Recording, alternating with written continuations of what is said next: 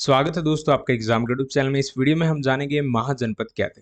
भारतीय इतिहास में आपने महाजनपद के बारे में सुना होगा, तो चलिए जानते हैं ये क्या थे, इनका विकास किस प्रकार हुआ था और क्या क्या इनके अंदर खासियत थी।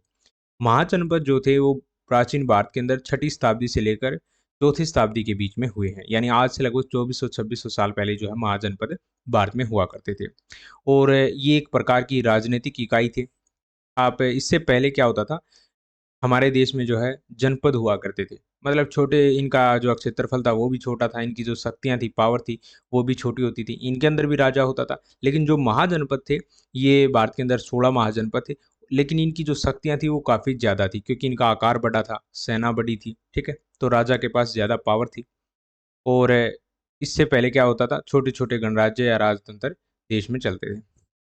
महाजनपदों की कुछ विशेषताएँ क्या हैं? ये एक शक्तिशाली राजा और कुलीनों के नेतृत्व में थे, यानी इनका एक राजा हुआ करता था और इनके पास एक बड़ी सेना हुआ करती थी।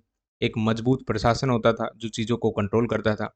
एक विकसित अर्थव्यवस्था थी, एक संस्कृति थी इनकी, ठीक है?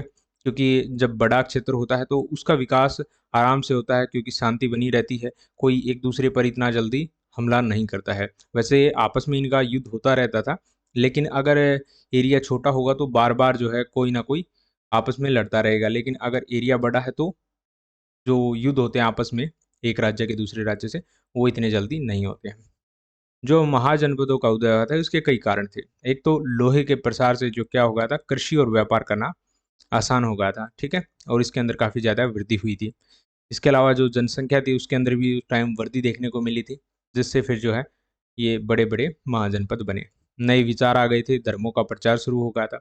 जो बौद्ध धर्म है और जो जैन धर्म है वो भी इसी टाइम जो है महाजनपदों के टाइम आया था। छठी शताब्दी ईसा पूर्व में भारत में 16 महाजनपद थे। इसमें सबसे शक्तिशाली जो महाजनपद था, वो था मगध महाजनपद।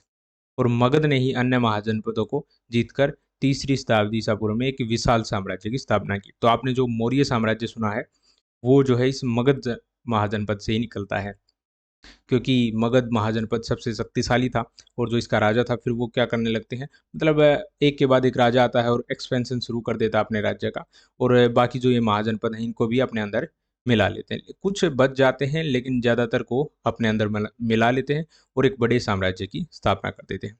इनके नाम कौन-कौन से थे? काशी, कौशल, अंग, मगध, वज्जी, मल्लय, चेदी, वत्स, पुरु, पांचाल, मच्छ, सुरसेन, असाका, अवंती, गांधार और कंबोज। तो ये जो हैं 16 महाजनपद हैं। यही था दोस्तों इस वीडियो में। वीडियो पसंद आए इसे लाइक करें, शेयर करें। ऐसी वीडियो ज़रूर देखने के लिए चैनल को सब्सक्राइब करें। Thanks for watching.